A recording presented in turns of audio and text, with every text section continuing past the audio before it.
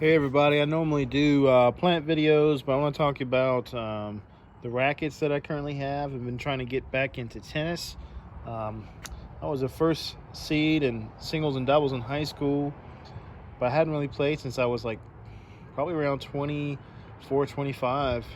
Um, and I'm trying to get back into it. I've been kind of on a racket journey that wasted a lot of money. Should have been demoing rackets, but anyhow, I want to talk about the rackets I have just to get some feedback for anybody who is um, on a racket journey as well.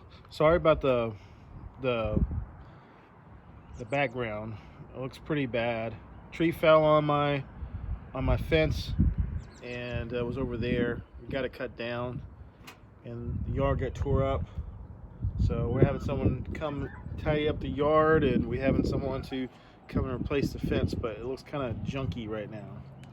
So anyhow, recently I demoed some three rackets, the Head Gravity Pro, which I did not like at all.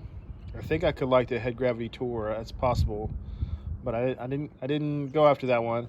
The Head Speed Pro, which I did like. I did hit the ball in the net sometimes, but I feel like it wasn't as extreme as the Gravity Pro, and I feel like I could make adjustments, and it may have been beneficial.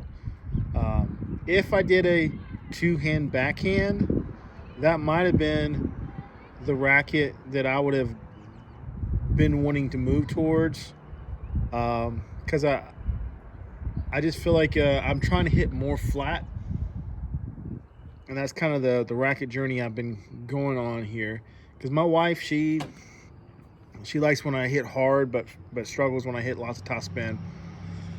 So I want to go through this to give you guys some insight. This first one is the um, Speed Extreme MP, and this is the Speed. I'm sorry, Head Extreme MP. This is the Speed MP, and this is the Percept 97. So out of these rackets, this one actually was my wife's. She meant to get the MPL. We took the wrappers off and everything like that, and we told them the MPL, but it was a local store, and they gave us this one, and we thought it was the right one.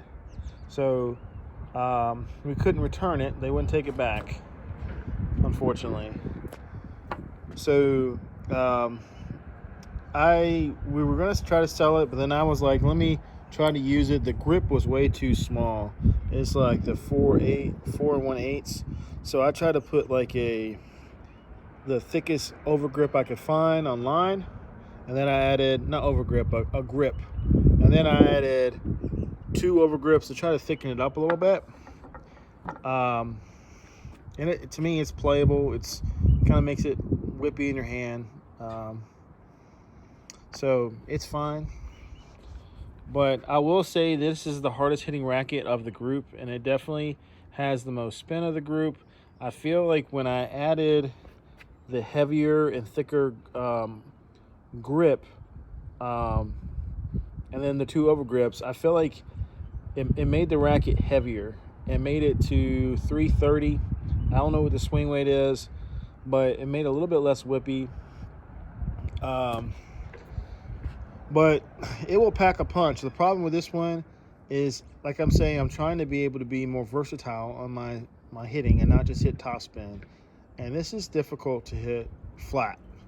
It will whale the ball, but you try to hit flat, it's not very good. And also, I think this would also be better with the 2-hand backhand.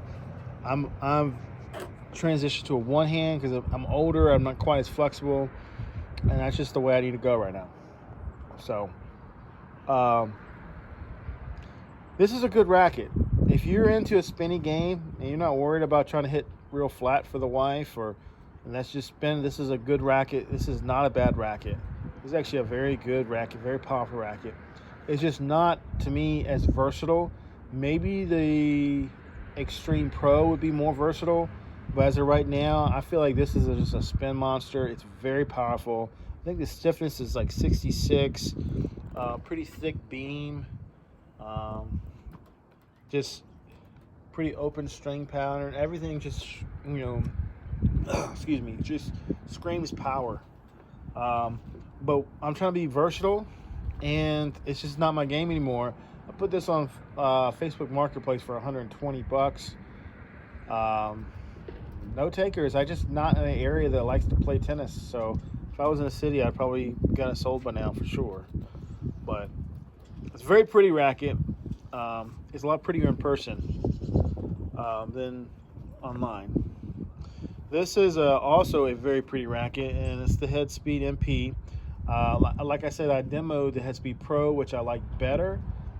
However, I will say I hit the net a lot less this one, and less adjustment is needed for my forehand. It's pretty head heavy. The swing weight's like 330. I prefer to have a lighter swing weight, like, you know, somewhere between 315 to 325. 315 is good because I can tweak it more. I have more room to tweak and make it as head heavy as I like with some lead tape. But it's a very pretty one. It's the legendary one. There's so many details in this that sometimes you don't see until you get it. You know, it's just very subtle. Like you don't notice it, and then all of a sudden, when you see it close, you do. Plus, it's black, which means this is going to look good 10 years from now. It's gonna go with whatever string color you want, whatever grip color you want. It's gonna match. Like, it's gonna look cool no matter what your favorite string is. I'm really good on the forehand with this one as far as topspin. Great topspin. Not as good as this, but to me it's more well-rounded. I can hit flatter on the top hand side, the forehand side, but it's still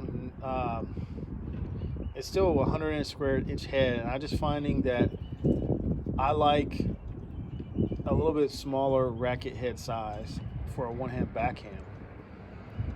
If I did two-hand, this might this or the actually Speed Pro would probably be my racket of choice, I think. But it's kind of, both of these are kind of what do you call it, diminished, muted, right? Not as much as the Yonex E-Zone that I hit recently. Just I had a friend who had it, and I hit with it. That was very muted, like way too muted. So it's muted, but it still feels good. This one feels better than that one. But it's powerful, and you can hit flat. At least I can hit flat, but just not quite as easy as I would like, and it's just not as whippy. It's more head heavy, and you will really wallop that ball with this one. Easier depth. You don't have to work so hard for the depth. It's just on my backhand side, I like to have a head light, kind of the weights in the handle. Kind of just whip it around really good with my one hand backhand, and I like it for the forehand too. But it looks really cool. And while this one is for sale, I probably would keep this one. I feel like it's a good racket. The only reason I wouldn't keep it if somehow I got hold of the Speed Pro, and maybe I would sell that one. This one right now is my favorite of the ones I have. It is the Percept. It looks awesome. TFO uses, I think he uses the heavier version. I think he uses the H. This is the 97. It's a 310 gram racket. It's very head light, lots of weight in the handle, which, you know, is good because it gives you that whippy effect. Just to kind of maybe show you here. This one's very even balanced, so it's gonna wall up that ball. There's a lot of weight in the front. This one right here is a lot more headlight. So you can really whip up on that ball. It's got a tighter string pattern. It's 16-19, but the squares are much smaller. I'm not sure if you can see it, but I mean, no, you trust me. It's a tighter string pattern, and because of that tighter string pattern, I can flatten it out a little bit easier. It's a little bit less spin, but it's in a good way because you can hit topspin with this thing because it's so headlight. You can whip it around because of the tight string pattern. You can kind of go into it as well, and this one is, heavier than these two stock. So with the overgrip, that one's like 320, and with the the heavier grip that I found, plus 2 overgrips to try to fix the handle size, that one's like 330. This one also got a bigger, thicker grip right here. It bumped up the strung weight to about 328, which is fine because it's so headlight. It doesn't feel as heavy as those two. You put an overgrip and all of a sudden it's the heaviest racket of the group, but it still will feel lighter. Yeah, I really like this one. I'm hoping to get one last racket because I want something that when I pick it up, if it brings something else to the table, but I don't feel like I have to relearn how to play tennis. So right now, that's my second go-to, but it's a lot heavier. It's a bigger, racket head size. It's vastly different from that. So when the sweet spot's in a different location. So even though the sweet spot here on this one it feels like a little bit higher up. It feels like right up here. So that's one of the reasons you get so much power on this one, is because it's like almost getting an extension, like a 27.5-inch racket pushes that sweet spot further up, so you have more leverage when you hit it. So if I go from here and then I'm bringing it back to this one, all of a sudden I'm hitting naturally right here when the sweet spot on this one's a little bit lower. And so that's the problem of going back and forth to these rackets. So if I want to hit a little more powerful shots, I could go to here, but it's going to take me a while to readjust where I'm swinging to get the optimal sweet spot. So what I'm hoping to do is one day eventually get a racket that I have demoed, the Yonex Vcore 95. So very, very slightly smaller head size, but it's pretty much almost the same, and the sweet spot's the same exact spot. What I found with the Vcore is more powerful. It has a thicker beam, and the string pattern is a little bit more open, and so this one has a better feel. It has potentially more control, but not. I mean, it's almost about the same. It's really because this one gets the control from the tighter string pattern, like a tighter, but the other one gets the control because it has one extra string and a smaller head side. So there's going to be less trampoline effect. So they just get the control in a different way.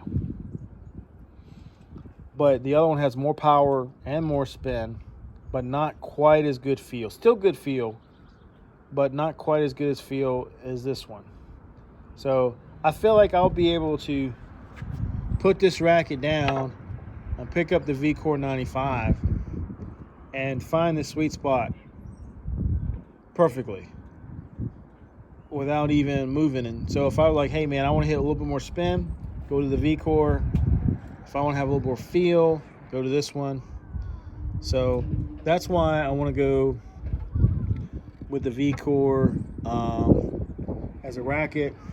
So sell it, keep it in the bag, I guess, unless someone makes me an offer I can't refuse, and maybe one day get a Vcore. And those would be my two main rackets. So, and honestly, wasted a lot of money really just trying to figure out what I like in a racket, what I need in a racket, what feels good, what makes me most effective. If I did a two-hand backhand out of these three, I probably would go with this one. It's just a little bit more better depth, but I just don't love the backhand with it. So I'm not sure if that helps anybody making the decision. If you do a two-hand backhand out of these three, I would try the Speed MP. I feel like it's a little bit more versatile. If you just want to just hit spin, spin, spin, go with that one. But if you do a one-hander out of these three, by far, not even close, not even remotely close, the Percept is the way to go. So that's my thoughts. And I don't do a whole bunch of comments on my page, but I'm not sure if I'll be responding on that. But either way, hope it helps. And go play some tennis. Peace.